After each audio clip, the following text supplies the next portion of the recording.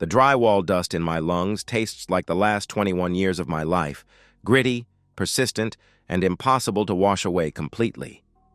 I'm Rob Hayes, 45 years old, and I've built my existence one calloused handshake at a time. My truck's dashboard clock glows 6:47 p.m. as I navigate the familiar streets home, NPR droning about interest rates while my mind catalogs tomorrow's site inspections. Friday evening. The promise of 2 days without alarm clocks and safety meetings stretches ahead like a gift I've earned through sweat.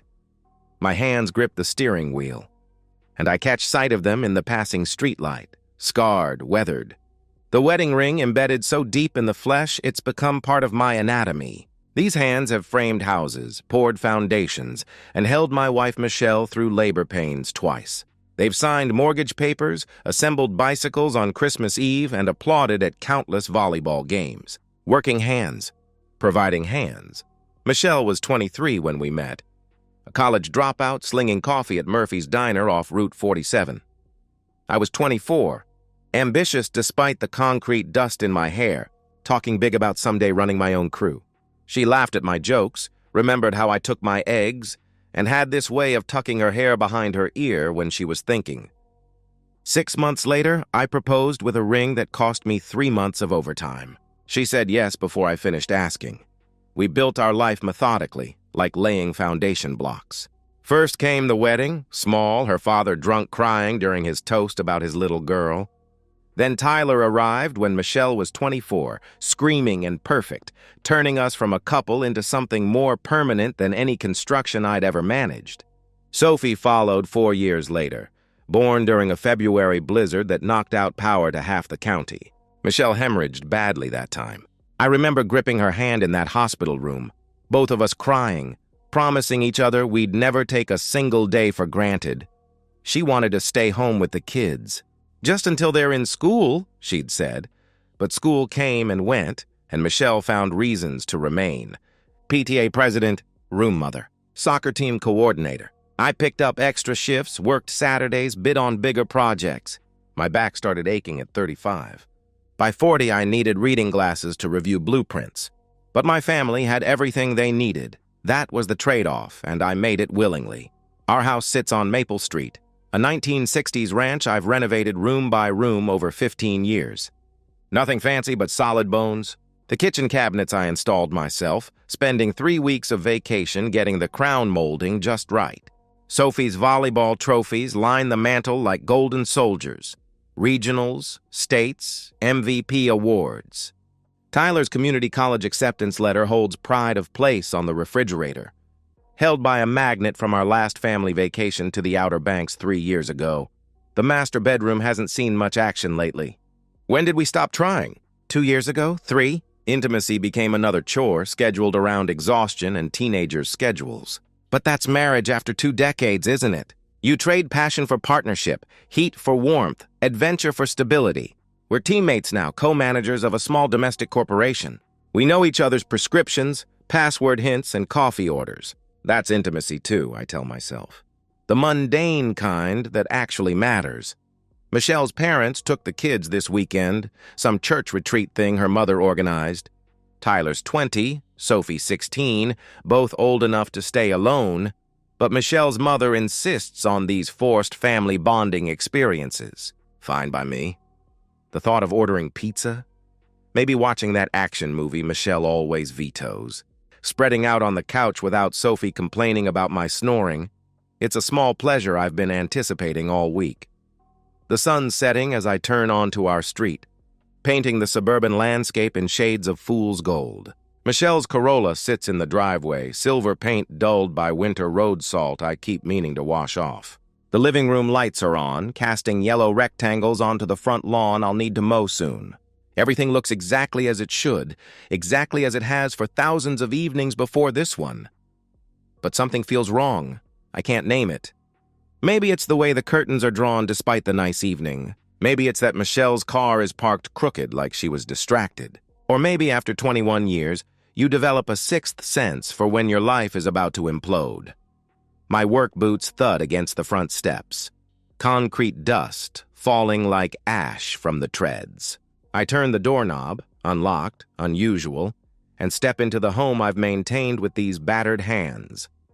Michelle sits at our kitchen table, the one we bought at an estate sale our first year married.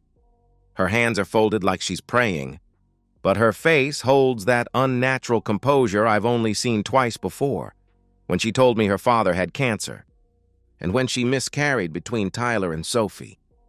"We need to talk," she said.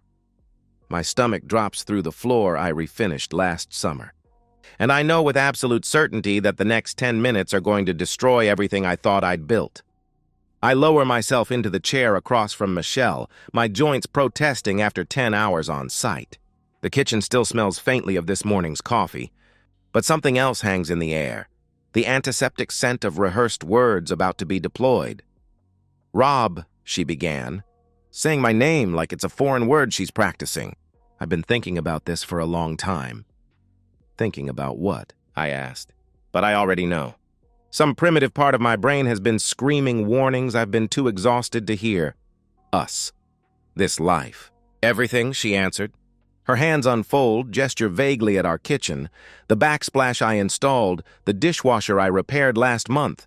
"I'm suffocating, suffocating," I repeat the word, tasting its absurdity. "In the life you wanted? The house you picked? With the kids you wanted to stay home for? That's not fair," she started. "Fair?"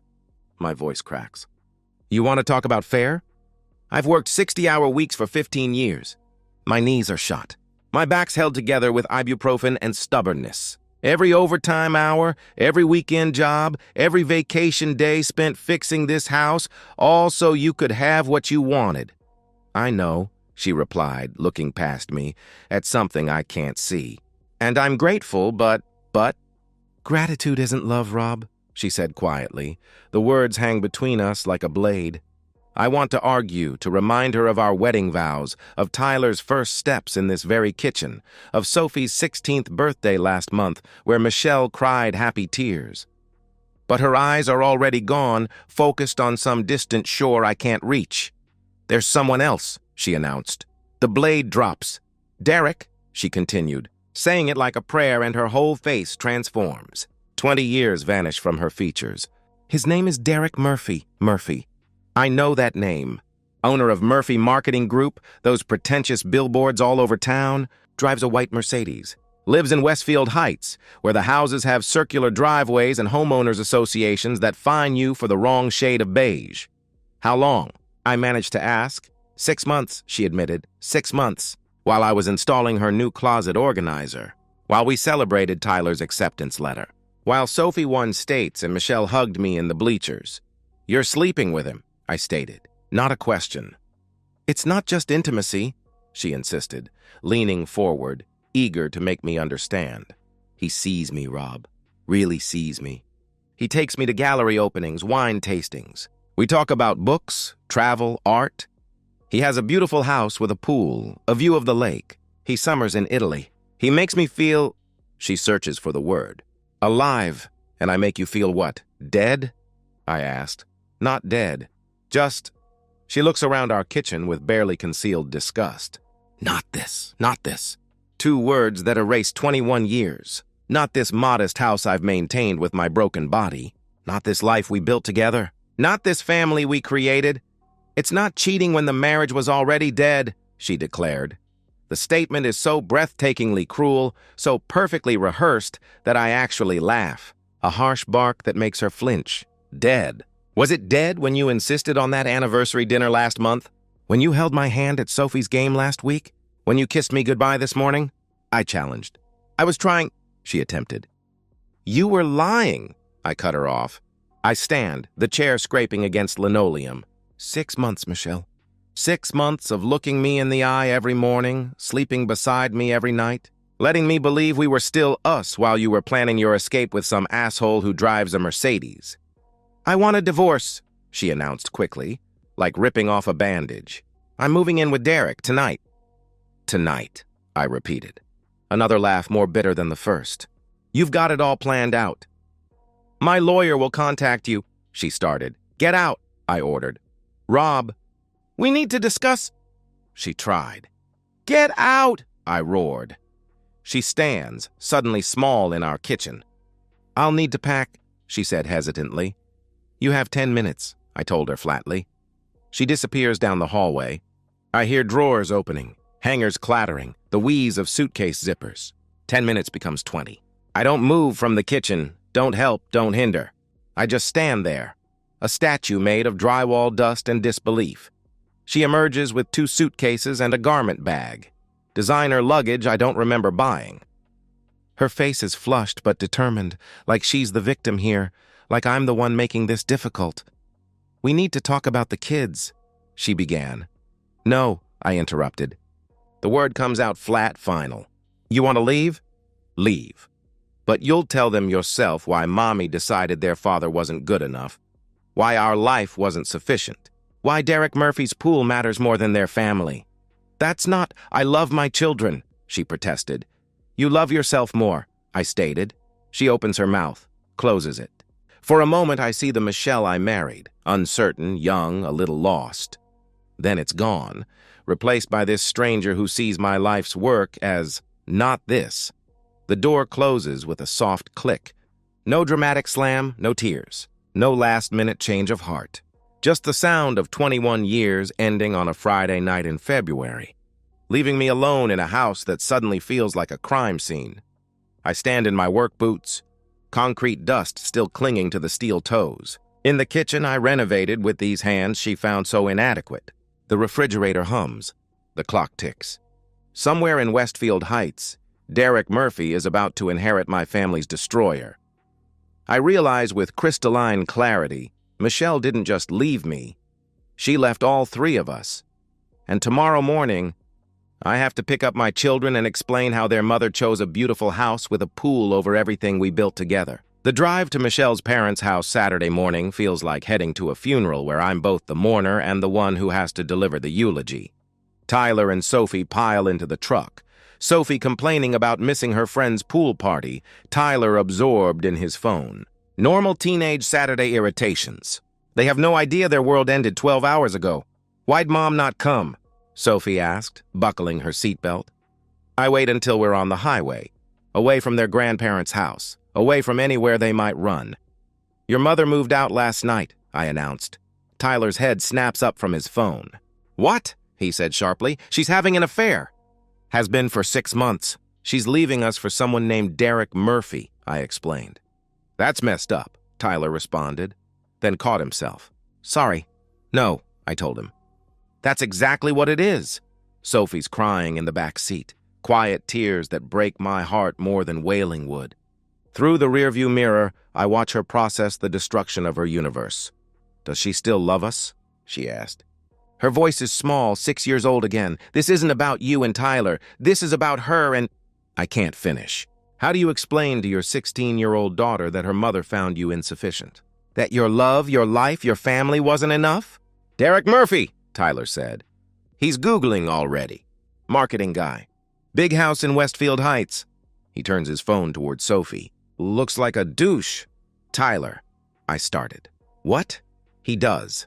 Boat shoes and everything? He replied. The first week is chaos compressed into slow motion. Michelle calls Tuesday, her voice artificially bright. Hi, sweetie, she said when Sophie answers. How was school? Sophie put her on speaker, looking at me for guidance. I shrug. Her mother, her choice. Fine, Sophie answered, her voice flat. I have a game Thursday. Oh, that's wonderful. I'll try to... Michelle began enthusiastically. Don't, Sophie interrupted. Don't say you'll come if you won't. Sophie, I want to be there, but Derek has... Her mother tried to explain.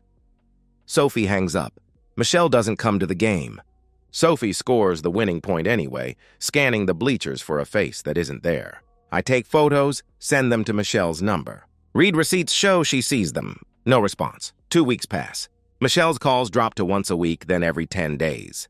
They last 3 minutes, maybe 5. She doesn't ask about Tyler's physics project or Sophie's boyfriend drama. She speaks in platitudes. Focus on school. Listen to your father. I love you. Empty words from an empty person. Tyler stops answering her calls entirely. I've got nothing to say to her, he told me, deleting her voicemail without listening. Sophie tries longer, desperate to salvage something. but each call leaves her angrier. She asked if I was eating enough, Sophie reported to me after one particularly brief conversation. Not about my game, not about my friends, not about the history test I was stressed about. Just if I was eating, like I'm a house plant she forgot to water. Tyler's community college graduation is in May. In March, Michelle doesn't call, texts that she'll definitely be there. April. Derek planned a surprise trip to Spain that week, but I'll try to reschedule. May, 3 days before. I'm so sorry, but I can't make it. Send pictures. Tyler reads the message and laughs, but it's the kind of laugh that comes when the alternative is violence. Send pictures, he repeated, of my graduation, that she's missing, for Spain. He deletes her contact from his phone that night. I watch him do it. This boy forced to become a man because his mother chose tapas over his achievement. I become both parents out of necessity. I learn Sophie's pre-game ritual, specific hair elastics, lucky socks, a protein bar exactly 45 minutes before. I master Tyler's preferred study snacks, discover he focuses better with death metal playing softly. I attend every parent-teacher conference, every booster club meeting, every college planning session. The divorce proceeds like Michelle's driving, fast and reckless, focused only on her destination. Margaret Bennett, my attorney, sits across from me in disbelief. She's not asking for custody? At all? Margaret asked. She wants to be free to travel with Derek, I explained, quoting Michelle's lawyer. The children would complicate that. The children, Margaret repeated in disbelief. That's how she refers to them? When she refers to them at all, I confirmed. Michelle doesn't contest anything. Not the house she called insufficient, not the retirement accounts she helped build, not the custody of the humans she created. She wants a clean break, a fresh start, a new life unencumbered by the old one's debris. She doesn't even come to the final court date. Her lawyer appears alone, authorized to sign everything. The judge, a grandmother herself, looks disgusted. Mr. Hayes, she announced, you have full custody, the family home, and primary assets. Mrs. Hayes receives her personal belongings and a settlement of $30,000. $30,000. The price of 21 years. 4 years pass.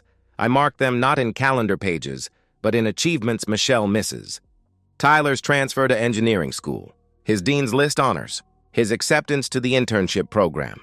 Sophie's scholarship offers. Her team captain selection. Her first heartbreak, sobbing in my arms about some boy named Ethan who doesn't deserve her tears. I date occasionally. A teacher named Karen who understands my caution. We take it slow, building something real on foundation I know is solid this time. The kids thrive despite the mother-shaped hole in their lives. Or maybe because of it. They learn early that love isn't words or promises or good intentions. Love is showing up. Love is presence. Love is choosing to stay when leaving would be easier. Tuesday afternoon, late September, I come home to find Sophie's car in the driveway. Strange, she has class until 4. I pushed through the front door, calling her name. In here, Dad, she called back. She's in the living room, and she's not alone. Michelle sits on my couch, our old couch, the one she found not this, looking like a sketch of herself drawn from memory. Thinner, older, with the kind of aggressive blonde highlights that scream midlife crisis. Designer clothes that don't quite fit, like she's wearing a costume of success. Everything I've built in 4 years, the peace, the healing, the new normal, threatens to crumble at the sight of her. What the hell are you doing in my house? I demanded. Sophie let me in, Michelle explained. Her voice wavers, stripped of the confidence that carried her out our door 4 years ago. I called her, begged her to let me explain. I look at Sophie, who shrugs with studied indifference. She said 5 minutes. I was curious, my daughter told me. Curious, I repeated, tasting the word, finding it bitter. Get out, Michelle. Please, Rob, just let me, she pleaded. You've got 5 minutes, I interrupted. I remained standing, arms crossed, work boots planted on floors she'll never walk on again after today. Starting now. Michelle draws a shaky breath, and I notice her hands trembling. The manicure is chipped. The designer bag beside her has a worn corner. The facade is cracking. Derek wasn't who I thought he was, she began. She laughs, but it's hollow, broken. The gallery opening stopped after 6 months. The wine tastings became him drinking alone. The culture, the travel, it was all performance, control.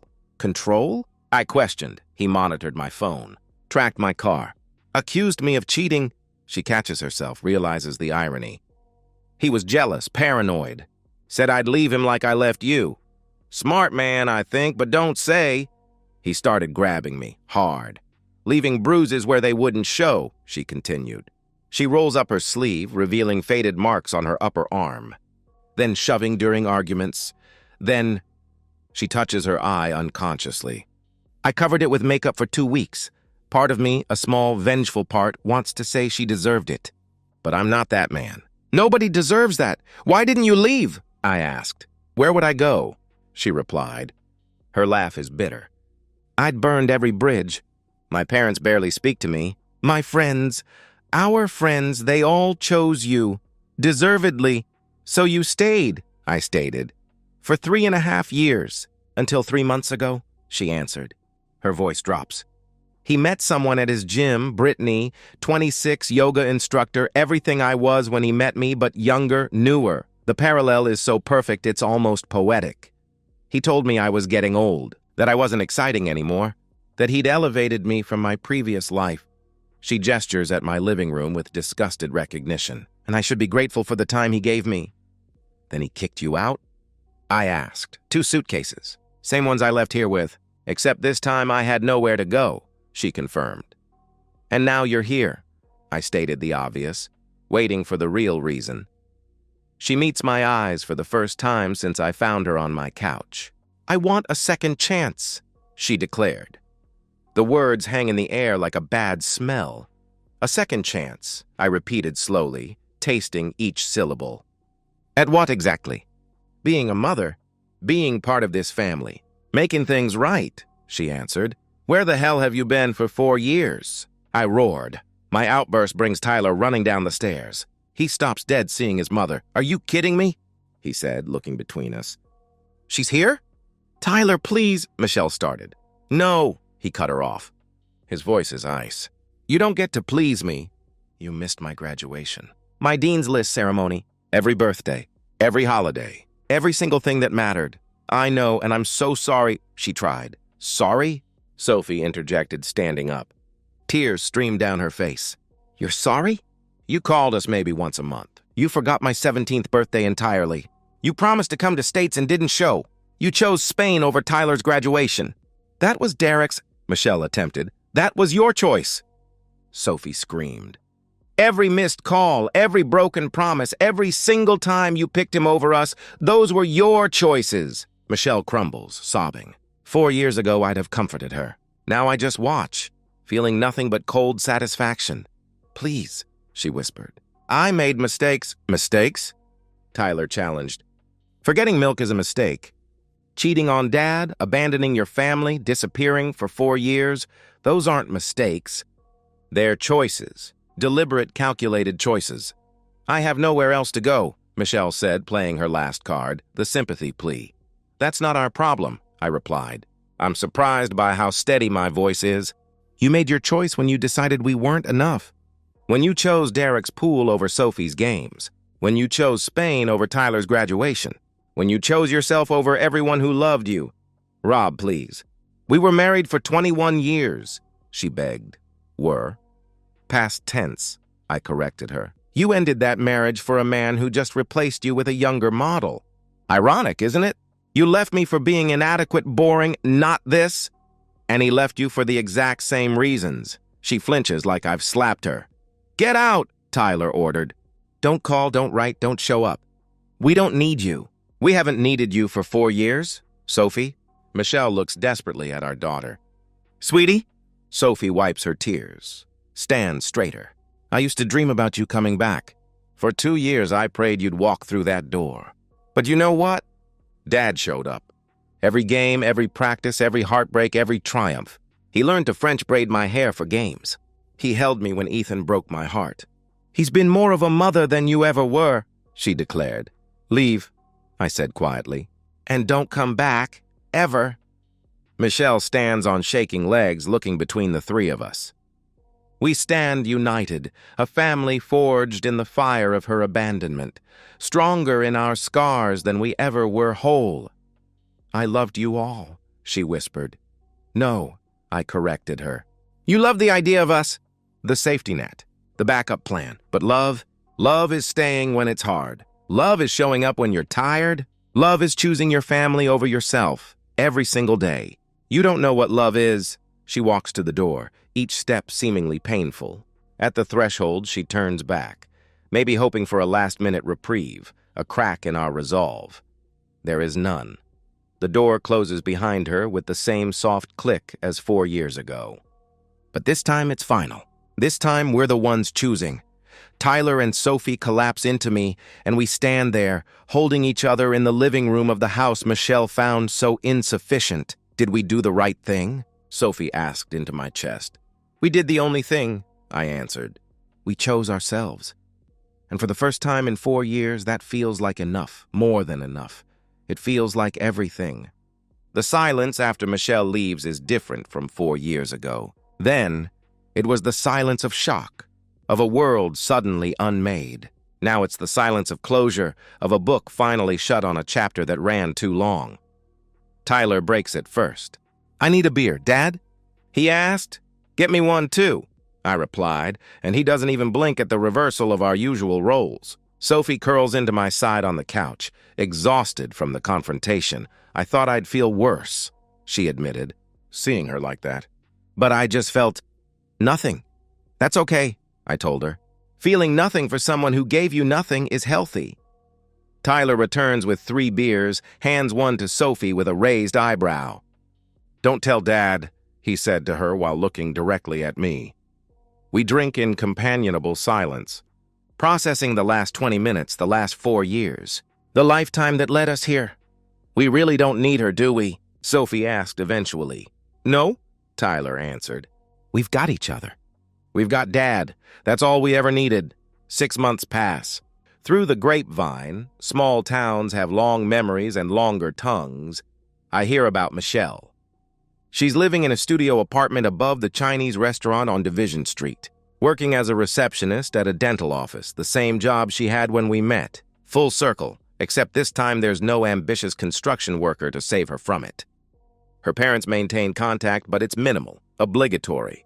Her mother told my mother, they still play bunco together, that she can't forgive Michelle for abandoning the grandkids. What kind of mother does that?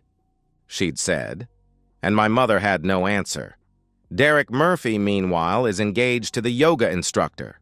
The announcement was in the Sunday paper, complete with engagement photos at his house. That beautiful house with a pool that cost Michelle everything. I've been promoted to senior foreman overseeing multiple sites. The money's better, the hours more predictable. Tyler graduated summa cum laude, landed a position at an engineering firm in the city, but comes home weekends. Sophie's team went to nationals. She was nominated for Player of the Year, and Karen, patient, understanding Karen, has become a constant. She doesn't try to replace anyone, doesn't push for more than I'm ready to give. She shows up consistently and without drama. She cheers at Sophie's games, celebrates Tyler's achievements, and fits into our life without trying to remake it. She's good for you, Tyler told me one Sunday dinner. Karen in the kitchen with Sophie learning to make my mother's lasagna recipe. She sees you, Dad. Not what you can provide, not what you represent, just you. One final attempt comes from Michelle, an email forwarded by Tyler to Sophie and me. Pages of apology, self-recrimination, pleading for just one more chance to make things right. She claims she's in therapy, that she understands now what she threw away, that Derek was a narcissist who manipulated her, though she takes full responsibility in the same paragraph where she blames him. Tyler and Sophie read it together over coffee while I cooked breakfast. I watched them. These adults my children have become, weighing their mother's words. What do you think? Sophie asked Tyler. I think she's scared of being alone, he answered. I think she realizes she traded a family for a fantasy, and now that the fantasy's gone, she wants the family back. But that's not how it works. Should we respond? She wondered. Tyler looks at me. I shrug. Their mother, their choice. They delete it without answering. That afternoon, there's another of Sophie's games. Karen and I sit in our usual spot, Tyler beside us despite having driven 2 hours after a long week. Sophie's team is down by 3 points in the final set. She's captaining like a general, setting up plays, encouraging teammates, never giving up. She serves an ace, then another. Sets up the middle hitter for a kill. Blocks their best player at the net. The crowd's on its feet as she serves for match point. The ball flies over the net, their libero shanks the pass, and Sophie's team erupts. In the stands, we're screaming ourselves hoarse. Tyler films on his phone, Karen jumps up and down, and I feel something I haven't felt in years. Complete. Not perfect, but complete. After the celebration, as we're heading to dinner, Sophie asks, "Did you see that serve? The second ace?" "Incredible," I told her. "You've been practicing that topspin every day after practice." "Like you taught me. The extra work when no one's watching makes the difference when everyone is," she replied. "That's when it hits me. Everything I tried to teach them about work, about showing up, about commitment, they learned it. Not from my words, but from watching me rebuild our life from rubble, from seeing me choose them every day even when it was hard, especially when it was hard."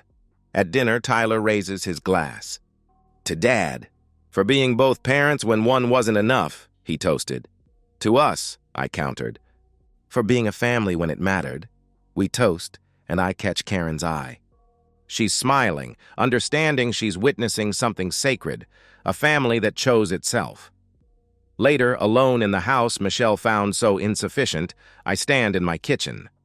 The same kitchen where my marriage ended, where my children confronted their mother, where we closed the door on someone who saw us as a backup plan. I think about Michelle in her studio apartment, living with choices that can't be unmade. There's no satisfaction in her downfall, just a sort of distant pity. She had everything, a devoted husband, incredible kids, a solid life built on real foundation. She traded it all for an illusion of something better, and now she has nothing but regret and dental appointment reminders. But that's not my concern anymore. My concern is Tyler's new project at work that he's excited about. Sophie's scholarship applications. Karen's suggestion that we take a vacation, all of us, somewhere with a beach and no memories. The kitchen faucet that needs replacing. The life that continues, richer for having been tested. I don't need Michelle's apologies or explanations. I don't need closure beyond what we've already achieved. I certainly don't need someone who saw me as inadequate until someone else found her the same way. What I need, I already have. 2 kids who chose loyalty over abandonment. A partner who values presence over promises. Work that matters. A home that's sufficient because we fill it with something more valuable than marble countertops or pools. Michelle thought she was upgrading to something better. Instead, she taught us all a fundamental truth. The backup plan isn't the person you return to when your first choice fails. The backup plan is what you build when someone shows you that you were always their second choice.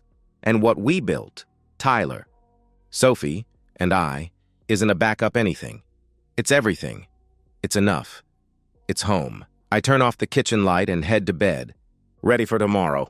There's a site inspection at 7, Sophie has practice at 4, and Karen's coming for dinner.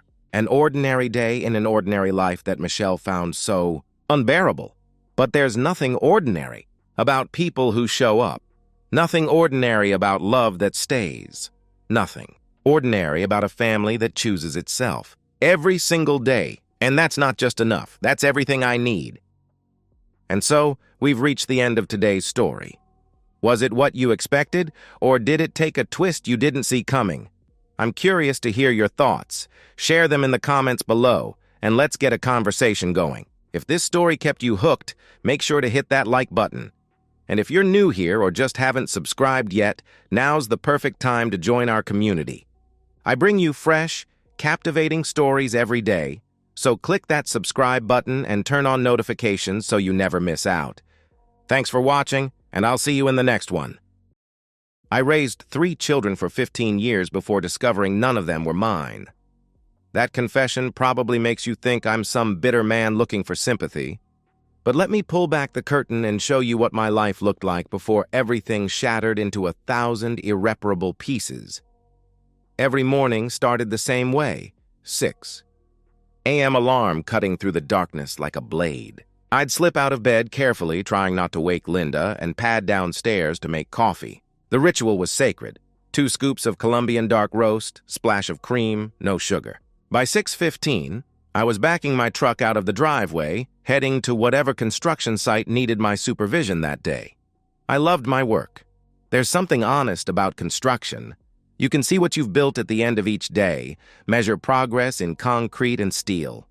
Problems have solutions. Plans become reality.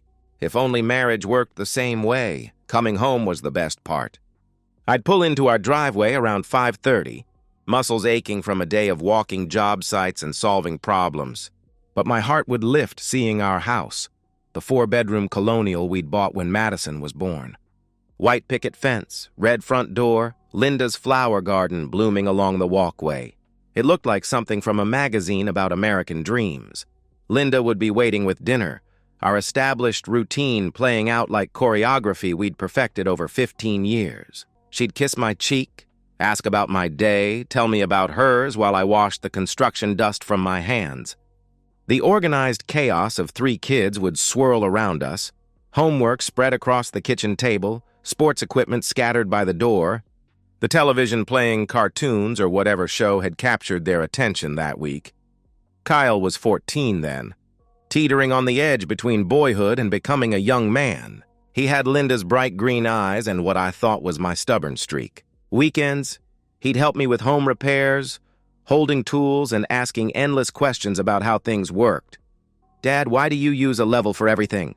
He'd ask one Saturday morning while I hung new shelves in the garage, because in construction, like life, everything has to be straight and true, or the whole structure will eventually collapse. I'd explain, not knowing how prophetic those words would become. Madison was 11 years old and my little artist, always showing me her drawings, elaborate scenes of dragons and castles, portraits of our family where everyone had enormous smiles. She'd tape them to the refrigerator with ceremony, explaining every detail like a museum curator. "This is you, Daddy, and you're wearing your hard hat because you build important things," she'd say, pointing to her latest creation. Her drawings always made our family look perfect, complete, unbreakable. Then there was Emma, 7 years old and pure sunshine distilled into a tiny human being.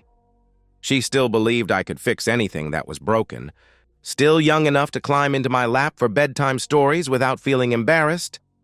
"Tell me about the princess who wasn't afraid of dragons," she'd demand each night. And I'd spin tales about brave princesses who saved kingdoms while she fell asleep against my chest, smelling like strawberry shampoo and innocence. Looking back, I can see our marriage with painful clarity. 15 years mostly happy, or what I thought was happy. We'd had the normal ups and downs that every couple faces. Financial stress when I was starting my contracting business, sleepless nights with newborns, the inevitable arguments about whose turn it was to handle school pickup or grocery shopping. But we'd weathered everything together, or so I believed. Linda had given up her career as a dental hygienist to raise our children. It was her choice, she said, and I supported it completely. I worked overtime, took on extra projects, built my business from nothing because I wanted her to never worry about money. She handled the finances, managed the household, kept our family running while I focused on providing. Division of labor, mutual respect, partnership, all the things marriage counselors say make relationships work. The mundane intimacy of long marriage surrounded us like background music. I knew her coffee order by heart, medium vanilla latte, extra shot, oat milk. She hummed while folding laundry, always the same melody from some song she'd loved in college. We had inside jokes that wouldn't make sense to anyone else, the way she'd say construction season whenever I got obsessed with a home improvement project, or how I'd call her boss lady when she was organizing everyone's schedules. I felt grateful, blessed even. While marriages around us crumbled, my brother Mike was on his second divorce. Linda's sister Rebecca was perpetually single and bitter about it. Our family felt solid. We went to Kyle's baseball games together, attended Madison's art shows, celebrated Emma's kindergarten graduation. We looked like success. We looked like people who'd figured out how to make it work. There were small details that I included in my memory without emphasis. The way you notice wallpaper without really seeing the pattern. Linda's phone was always face down on the kitchen counter, which seemed normal. Who wants to be interrupted during family dinner? She took occasional weekend girls' trips to the city with Rebecca or college friends, returning refreshed and affectionate. Sometimes she seemed distant after we made love, staring at the ceiling with an expression I couldn't read. But 15 years of marriage teaches you that moods are temporary, that intimacy has its rhythms. These things were just the texture of married life, I thought. Every relationship has its small mysteries, its private spaces. I trusted Linda completely. Trust was the foundation everything else was built on, and I'd never had a reason to question it. That Tuesday morning in March started like any other. The alarm at 6 a.m., coffee ritual, quiet house with everyone still sleeping. I kissed Linda goodbye, her hair spread across the pillow, and whispered that I'd be at the Riverside construction site all day. Big commercial project, concrete per scheduled. The kind of day that required my complete attention. I reminded Kyle about his bike helmet when he stumbled into the kitchen for breakfast, half awake and grabbing a granola bar. "Helmet, kiddo." "Every time," I told him. He rolled his eyes but nodded. "Yeah, Dad, I know," he replied groggily. We'd had this conversation 100 times. Madison and Emma were still getting ready upstairs, and I called up to them. "Listen to your mother today, okay? Love you both. Love you too, Daddy." Emma's voice drifted down, cheerful and bright. Everything was normal. Everything was fine. My phone was in my pocket, silent and unaware that in a few hours it would ring with the call that would destroy my world. I backed out of the driveway, waved at Linda through the bedroom window, and drove toward what I thought was just another ordinary day. I had no idea that would be the last morning I'd ever trust my wife. By that afternoon, biology would expose what 15 years of lies had hidden. The phone rang at 2:47 p.m. I was hunched over blueprints in the construction trailer, red pen in hand, marking corrections on the electrical layout when I saw Mercy General Hospital flash across my screen. My stomach dropped before I even answered, the way it does when you know something terrible is about to reshape your life. "Mr. Brennan?" The nurse's voice was professionally calm, trained to deliver bad news without causing panic. "This is Mercy General. Your son Kyle was involved in an accident." I was already standing, already reaching for my keys. "How bad?" I asked. "He was hit by a car while riding his bicycle near Roosevelt Middle School," she explained. "He's stable, conscious, but he needs an immediate blood transfusion." "Can you get here quickly?" I was sprinting to my truck before she finished talking. The 20-minute drive to the hospital passed in a blur of red lights, run and speed limits ignored. My hands gripped the steering wheel so tightly my knuckles went white, my mind spinning through worst-case scenarios while my heart hammered against my ribs. Kyle, my firstborn. The boy who used to climb into my lap during thunderstorms, who'd helped me build a treehouse last summer, who was just starting to tower over his mother and ask shy questions about girls. Please let him be okay. Please let him be okay. The emergency room hit me like a physical assault. Fluorescent lights too bright. Antiseptic smell burning my nostrils.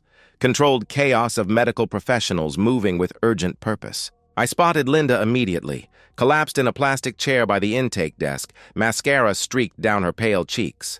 "Linda!" I called, and she looked up with red-rimmed eyes. "Oh God, Thomas, I'm so glad you're here," she said, standing and falling against me, trembling. He was riding to Kevin's house after school. The car came out of nowhere. They said he needs blood, and they need it soon. I held her briefly, then pulled back. "Where is he?" I asked. "Room 7. Dr. Okafor is with him," she replied. I found my son propped up in a hospital bed that made him look impossibly young and vulnerable. His left leg was grotesquely angled, clearly broken, and his face was pale as paper except for the angry road rash across his left cheek. But his eyes were open, and he managed a weak smile when he saw me. "Hey, Dad," he said softly. "Hey there, tough guy," I replied, moving to his bedside, careful not to jostle the IV lines. "How are you feeling?" "Like I got hit by a car," he answered, attempting our usual banter despite the pain medication making his words slightly slurred. Dr. Raymond Okafor entered then, a tall, serious man with kind eyes behind wire-rimmed glasses. He introduced himself with a firm handshake and got straight to business. Kyle has a compound fracture of the tibia and significant blood loss from internal bleeding, he explained. We've stabilized him, but he needs a transfusion within the hour. Are you willing to donate? Whatever he needs, I answered without hesitation. Take it all if you have to. Dr. Okafor smiled. We won't need everything. Just roll up your sleeve, he said. The nurse drew my blood with practiced efficiency. I sat in the uncomfortable chair watching the dark red flow into the collection bag, thinking about all the times Kyle had scraped his knees and I'd cleaned his cuts. Blood was blood. Family taking care of family. The most natural thing in the world. 10 minutes passed. Dr. Okafor returned, and something in his expression made my chest tighten. His professional demeanor had shifted, become more careful, like he was navigating a minefield. Mr. Brennan, Mrs. Brennan, could I speak with you privately? He asked. We followed him to a small consultation room. Linda's hand found mine automatically, the way it had during every crisis we'd faced together. Dr. Okafor sat across from us, his words careful and clinical. I need to share something unexpected about the blood work, he began. Kyle's blood type is AB positive. He paused, looking directly at me. Mr. Brennan, your blood type is O positive. That genetic combination is impossible. An O positive father cannot have an AB positive child. The words hit me like a physical blow. I stared at him, certain I'd misheard. I'm sorry, what? I asked. Kyle cannot be your biological son, he said quietly. The room tilted. Linda's hand went limp in mine, and when I turned to look at her, I watched the color drain from her face in real time. Her green eyes were wide, terrified, and in that instant, that terrible world-ending instant, I understood that she knew. She'd always known. There has to be a mistake, I heard myself saying, my voice sounding far away. Hospital mix-up. Clerical error. Test contamination. I was grasping for logical explanations while my foundation crumbled beneath me. Dr. Okafor was sympathetic but firm. I ran the test twice, Mr. Brennan. The results are definitive. I'm very sorry, he said. I looked at Kyle through the consultation room window. My son. The boy I'd taught to ride a bike, whose first word was Dada, who had my mannerisms and gestures but not, apparently, my blood. 14 years of fatherhood suddenly cast in a different light. Linda was stammering beside me, her voice high and desperate. This has to be wrong. Maybe there was paperwork mixed up when he was born. Hospitals make mistakes all the time, she said. I forced myself to nod, to play along, to act like this was just a medical mystery we'd solve later. But my mind was already racing, already calculating. Already knowing that one impossible blood type meant everything I'd believed for 15 years might be built on lies. We'll use blood from our bank for Kyle's transfusion, Dr. Okafor said gently. He'll be fine. This doesn't affect his treatment at all. Kyle's procedure went smoothly. I sat beside his bed, holding his hand, stroking his hair, whispering that everything would be okay while my world exploded in slow motion. He fell asleep from the anesthetic with his hand in mine, trusting and peaceful, unaware that his paternity had just become a question mark. Linda tried to talk to me in the hallway. Thomas, we need to discuss, she began. Not now, I interrupted, my voice cold, controlled. Kyle needs us. We'll deal with this later. But later was already here, wasn't it? Later was sitting in my chest like a tumor, growing larger every second. I spent the evening mechanically going through the motions, talking to Kyle's doctors, calling our parents with updates, arranging for someone to cover my job site tomorrow. Normal husband and father behavior while my brain worked like a computer, processing possibilities I didn't want to consider. That night, I lay rigid beside Linda in our bed. She was pretending to sleep. I could tell by her breathing, too controlled, too careful. My mind wouldn't stop spinning. What were the odds of a hospital error? Could Kyle have been switched at birth? But no.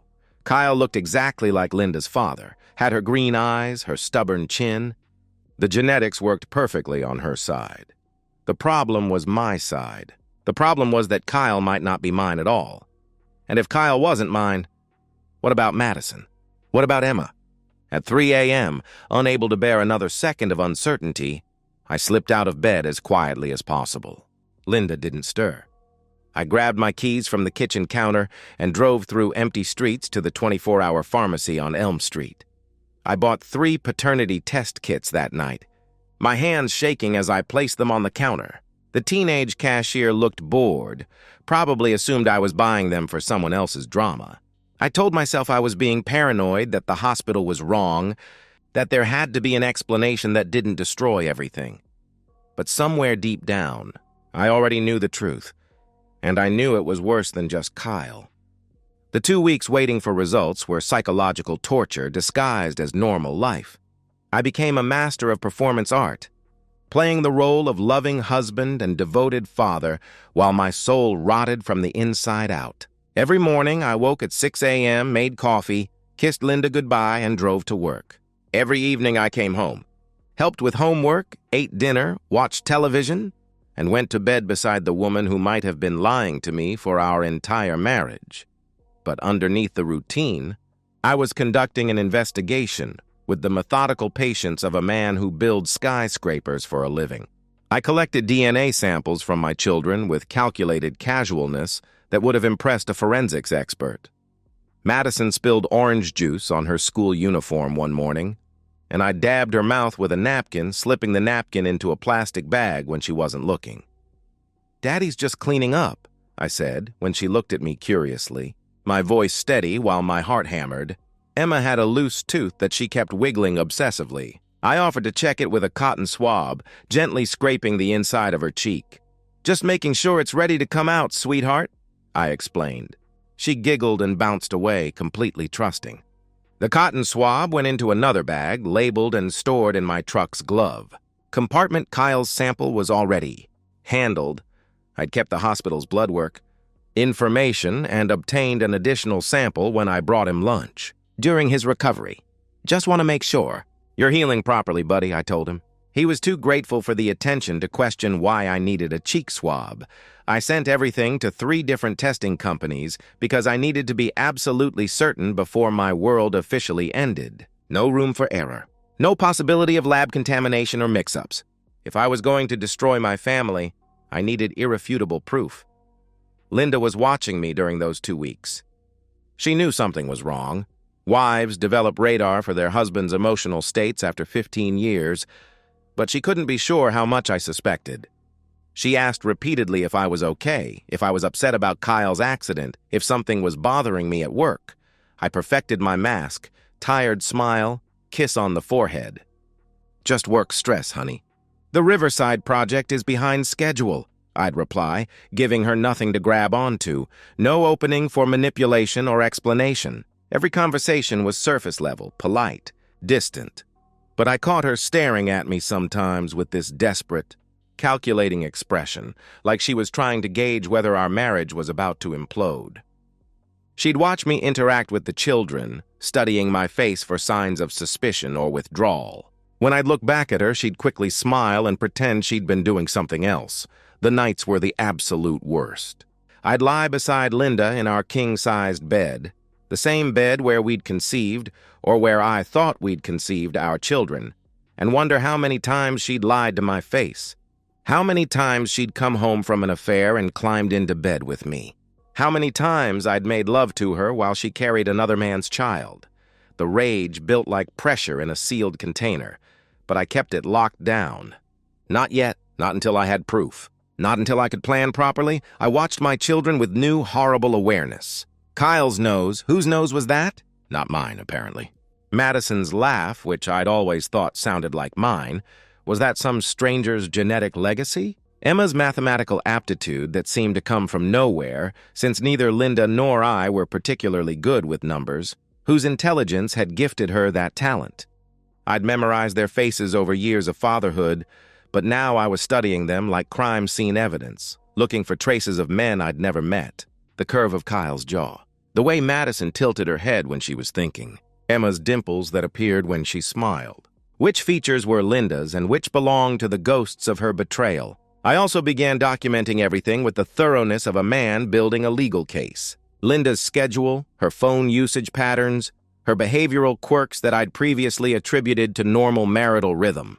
She left for book club every Thursday evening. When had that started? 2 years ago, 3, she'd joined a hiking group that met Saturday mornings. Strange, since Linda had never shown interest in hiking before. I started checking our bank statements for the first time in years. Linda handled all our finances, and I'd trusted her completely. Another mistake in a marriage apparently built on them. But I found nothing unusual. No secret credit cards, no mysterious withdrawals, no payments to hotels or gifts for unknown recipients. Whatever affairs she'd conducted, she was smart enough not to leave a paper trail. I began remembering things with new context. The weekend 2 years ago when she'd visited her sick aunt in Cleveland while I stayed home with the kids, I'd never met this aunt, and Linda had returned suspiciously refreshed for someone who'd spent 2 days in a hospital. The month she'd joined that book club, coming home with slightly smudged lipstick that she'd explained away. "We stopped for drinks after discussing the novel," she'd said. The time she'd come home from grocery shopping with her hair messed up and her blouse buttoned wrong. "I tried on a sweater at Target," she'd explained. "The changing rooms are so cramped." I'd believed her because why wouldn't I? Suspecting your wife of infidelity while she carried your groceries into the house seemed paranoid and insulting, but now every memory was recontextualized. Every explanation seemed inadequate. Every trip, every late evening, every mood shift took on sinister possibilities. The DNA results arrived on a Friday. 3 separate envelopes in my mailbox, each one potentially containing the end of life as I'd known it. I drove to the Riverside construction site, parked in the back corner of the lot where no one could see me, and opened them with hands that shook like an earthquake victim's. Kyle, 0% probability of paternity. Madison, 0% probability of paternity. Emma, 0% probability of paternity. 3 children, 3 different biological fathers. 15 years of marriage built on lies so profound they rewrote biology itself. I sat in silence for 30 minutes. The papers scattered across my lap, staring at the dashboard of my truck while my brain tried to process the impossible. I didn't cry. I didn't scream. I didn't punch the steering wheel or throw the papers out the window. Instead, I felt something break inside me that would never heal. Some fundamental capacity for trust, for faith in other people's goodness. But I remained absolutely still, absolutely controlled because now I knew the full truth. And now I could plan. I started my truck and drove not toward home, but toward the office building on 5th Street, where I'd seen Sharon Valdez's law practice advertised on a billboard for years. The billboard I'd passed every day without thinking I'd ever need her services. The one that promised aggressive advocacy for family law. I had the proof. All 3 children, conceived during my marriage, raised with my name, loved with my whole heart, none of them mine. Linda had destroyed 15 years of my life with calculated, methodical betrayal. Now it was time to destroy hers. Sharon Valdez's office smelled like leather and expensive coffee, with law books lining the walls and certificates displayed in polished frames. I sat across from her massive oak desk, still wearing my work clothes, and methodically laid out the DNA results like blueprints for a demolition project. She read through each report with the practiced neutrality of someone who'd seen humanity's worst impulses documented in legal paperwork. When she looked up, there was something almost like respect in her dark eyes. "This is paternity fraud on a devastating scale," she said, her voice carefully professional. "In this state, you have grounds for full custody, fraud damages, complete dissolution of marital assets, and 0 child support obligations for children who aren't biologically yours." I surprised her with my first response. "I want custody. They're still my kids. I raised them. I love them. I'm not punishing them for what their mother did." Sharon's expression shifted to something approaching approval. "That changes the strategy significantly. Most men in your position want to walk away from everything," she observed. "I'm not most men," I replied. She explained my legal options. Divorce proceedings that would eviscerate Linda in court. Potential fraud lawsuit seeking damages for 15 years of deception. Immediate legal separation with me retaining the house and primary custody. Financial protections that would leave Linda with minimal support and no claim to assets I'd built through my construction business. My supervisor brain applied project management. Principles to the destruction of my marriage. Identify objectives, Allocate resources, establish timeline, execute with maximum efficiency. But the legal victory, satisfying as it would be, wasn't enough. I wanted something more primal, more complete. I want everyone to know what she did, I told Sharon. I want her parents to see their daughter's betrayal. I want my children to understand why their family is ending. I want Linda to face the consequences publicly, with nowhere to hide and no way to spin the narrative. Sharon initially advised against public confrontation. It could complicate custody proceedings if you appear vindictive, she warned. I don't care. She humiliated me privately for 15 years. She'll face justice publicly now, I answered. Together, we designed the plan. A celebration dinner for Kyle's recovery, scheduled for 2 weeks out. Invite both sets of parents, close family friends, key people from our social circle. Create an environment where Linda felt safe and surrounded by people who loved her. Then detonate the truth like a bomb in the middle of our dining room.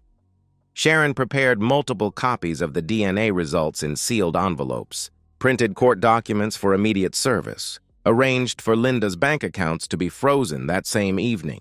Every detail was weaponized for maximum impact. The shock value will prevent her from mounting an effective defense, Sharon explained.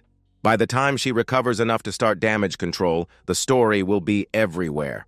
Social media, neighborhood gossip, workplace rumors. There's no coming back from this kind of public exposure. I went home that evening and suggested the celebration dinner to Linda. She loved the idea immediately, saw it as proof that our marriage had survived the blood type incident that had shaken her so badly. That's wonderful. Thomas, she said, actually hugging me spontaneously. Kyle will love having everyone together. And it'll be good for us too. Show everyone that we're stronger than ever. I hugged her back, feeling her body against mine, smelling her familiar perfume, and said nothing. She had no idea I'd already filed divorce papers. No idea that in 2 weeks her entire life would collapse in front of everyone she knew. The waiting period was different now. I wasn't paralyzed by shock anymore. I was energized by purpose. I helped Kyle with his physical therapy exercises, proud of his determination to walk without crutches before returning to school. I took Madison shopping for new art supplies, listening to her excited chatter about a painting she was working on for the school art show. I read bedtime stories to Emma and held her until she fell asleep, her small body trusting and warm against my chest. These moments were precious in a way they'd never been before. The last days before my children learned their family had been built on lies. I was memorizing their innocence because soon it would be gone forever. Linda grew visibly more relaxed as the dinner approached. She bought a new dress, planned an elaborate menu, decorated the house with care. She actually hummed while she worked, the same melody from college that she always hummed when she was truly happy. One evening, she came up behind me while I was helping Kyle with his homework and wrapped her arms around my shoulders. "I'm so glad we're okay," she whispered. "For a while there, I was worried that the blood type thing might make you question everything. But you trust me, don't you? You know I'd never do anything to hurt our family." I leaned back against her, feeling her warmth, and patted her arm. "Of course I trust you," I replied. The lie came easily now. Inside, I was counting down the days until she lost everything.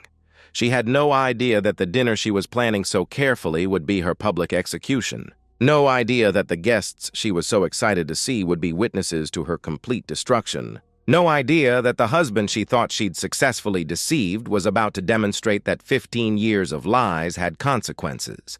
The celebration dinner was scheduled for Saturday evening. By Sunday morning, Linda's life as she knew it would be over. Linda thought we were celebrating Kyle's recovery. She had no idea I was planning her execution. The guests would arrive laughing and smiling, expecting to toast a family that had weathered a crisis together. None of them knew they were about to witness a marriage's public cremation. Saturday evening arrived with unseasonable warmth for early April. The dining room looked perfect. I had to admit Linda knew how to stage an event. Italian catering from Antonio's, our favorite restaurant, filled the house with garlic and basil aromas. Our best dishes gleamed on the table, tall candles created intimate lighting, and fresh flowers from Linda's garden served as centerpieces. 20 guests filled our house with laughter and conversation. Both sets of parents had driven in for the occasion. My mother and father from across town, Linda's parents from their retirement community an hour away. Linda's sister Rebecca was there with her latest boyfriend. My brother Mike with his new girlfriend Sarah. Close family friends who'd watched our children grow up. Couples we'd known since Kyle was in diapers. Kyle moved around on crutches but smiled constantly, basking in the attention. He loved being the center of celebration, loved having his grandparents fuss over him and ask detailed questions about the accident. Madison and Emma had helped set the table earlier, excited about the party, wearing their best dresses and showing off for the relatives they didn't see often enough. Linda was radiant in her new blue dress, the same shade as the one I'd bought her for our 10th anniversary. She moved through the room with graceful hostess energy, refilling wine glasses, making sure everyone had enough to eat, laughing at her father's embarrassing stories. She caught my eye across the crowded dining room and mouthed, "I love you," her face glowing with happiness. I nodded back, my expression neutral, my heart empty. Dinner was loud with overlapping conversations and family warmth. Linda's father told the story about Kyle's first haircut, how he'd screamed so loudly that other customers fled the barbershop. My mother praised Linda's parenting skills, talking about how well-adjusted and polite our children were. Everyone toasted to Kyle's recovery, to family resilience, to health and happiness. Linda reached over and squeezed my hand under the table during one of the toasts. Her fingers were warm, familiar, trusting. I didn't squeeze back. When dessert was cleared and everyone had settled into post-meal contentment, I stood and tapped my wine glass with a fork. The room gradually quieted, conversations dying as faces turned toward me expectantly. Linda smiled up at me, probably thinking I was about to give a touching speech about family strength and gratitude. Instead, I began. 2 weeks ago, Kyle had an accident. At the hospital, I tried to donate blood for his transfusion, I announced. I paused, letting the words settle. The doctor told me something interesting. My blood type makes it genetically impossible for me to be Kyle's father. The smile froze on Linda's face like a photograph. Confused silence rippled across the table. I watched my father's expression shift from relaxed contentment to sharp attention. I continued, pulling sealed envelopes from my jacket pocket. I took DNA tests for Kyle, Madison, and Emma. These are the results from 3 separate laboratories. I began distributing envelopes to each adult at the table with the mechanical efficiency of a mailman. I thought you should all see them. Linda was on her feet now, her voice rising with panic. Thomas, don't, please. We can discuss this privately, she pleaded. But I was committed now, past the point of mercy or discretion. Everyone deserves to know the truth, I stated flatly. My mother opened her envelope first. I watched her face transform from confusion to horror as she read, her hand flying to her mouth, a small, wounded sound escaping her lips. Linda's father opened his copy next, his complexion darkening to dangerous red as he processed the information. "What the hell is this?" he demanded, his voice carrying clearly through the suddenly silent room.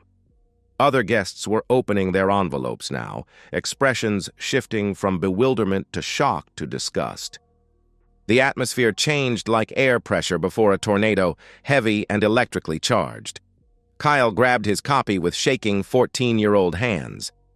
I watched my son's face go through a terrible progression. Confusion, comprehension, devastation, rage. "Dad?" His voice cracked like it was changing all over again. "What does this mean?" I kept my voice steady, precise, merciless. "It means none of you are biologically mine. Your mother had affairs, multiple affairs during our marriage. 3 different men fathered you. She let me believe you were all my children, while she systematically betrayed our family." The words landed like artillery shells. The room erupted in chaos.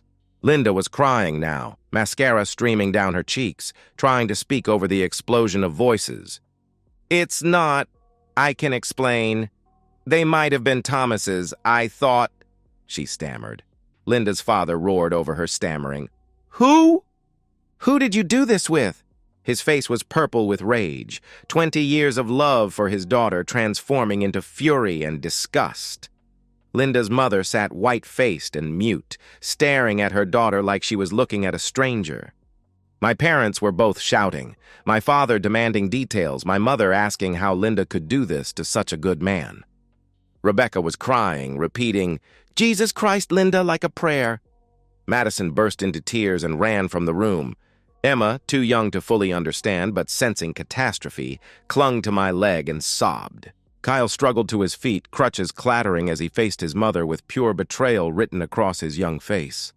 "Mom, how could you do this to Dad? How could you do this to us?" he demanded. Linda tried to explain through her sobs, words tumbling out in desperate fragments. "Different men," she said. "Mistakes during rough patches in our marriage. She'd thought the babies could be Thomas's. She'd prayed they were Thomas's. She'd never meant for anyone to get hurt. You knew they might not be his?" Linda's mother's voice was shrill with horror. "You let this man raise children that might not be his." Kyle was shouting now. "You let us believe we were a real family. You let me call him Dad for 14 years when you knew. His voice broke with the weight of betrayal. Linda reached for her son, but he jerked away violently. "Don't touch me," he snapped.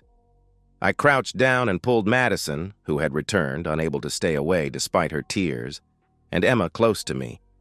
My voice when I spoke to them was the only gentle thing in that room of chaos. "I'm your dad in every way that matters," I told them, loud enough for everyone to hear. "I've raised you since you were born.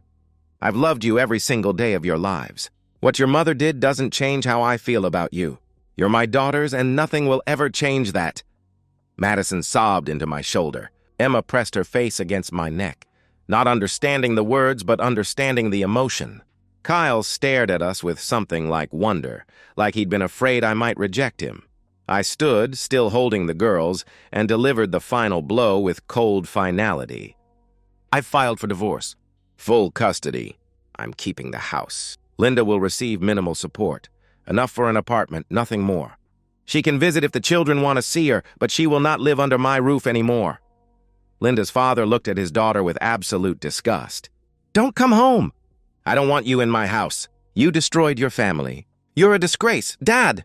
Linda screamed, reaching for him, but he turned away. Linda tried one last desperate appeal. "The kids need their mother." Kyle's voice cut through her plea like a blade. "I need my dad. You lied to all of us. You lied for my whole life." The finality in his teenage voice, the complete rejection from the child she'd birthed, broke something visible in Linda. She collapsed into a chair, sobbing uncontrollably, her support system evaporating around her. The other adults were leaving now, muttering shocked conversations, avoiding eye contact with Linda. My brother Mike squeezed my shoulder and whispered, "Call me if you need anything." Rebecca stopped long enough to say, "I'm sorry, Thomas. I had no idea. I would have stopped her if I'd known."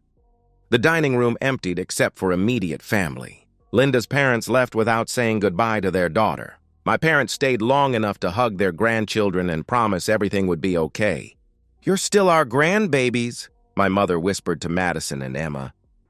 Nothing changes that. When the house was finally quiet, Linda sat alone at the dining table, surrounded by the wreckage of her life. Half-eaten dessert plates, abandoned wine glasses, crumpled napkins, and the scattered DNA reports that had destroyed everything. Kyle broke the silence, his voice hollow but determined. "I want to stay with Dad." Madison nodded through her tears. "Me too." Emma looked confused but stayed pressed against my side. Linda tried one more time. "Please, Thomas. We can work through this. Marriage counseling, therapy." I cut her off with brutal finality. "You built our family on lies for 15 years. I'm going to build a real family with my children now, one based on honesty and trust."